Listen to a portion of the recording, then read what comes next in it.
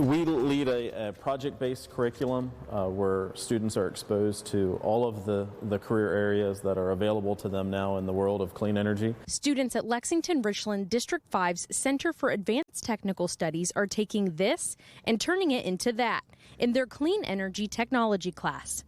It's cool because what you can do is you can take cooking oil from any restaurant like Chick-fil-A, Bojangles. I think I got mine from Fats whenever we did ours.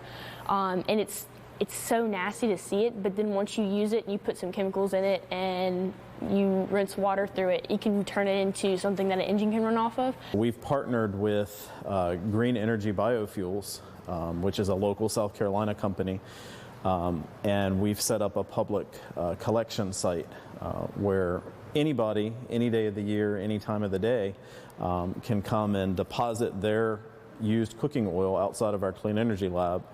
And then that is collected by Green Energy Biofuels. They actually bring a big tanker vacuum truck and they suck all the oil out of there and they take it back to their production facility and they turn every drop of that oil into biodiesel.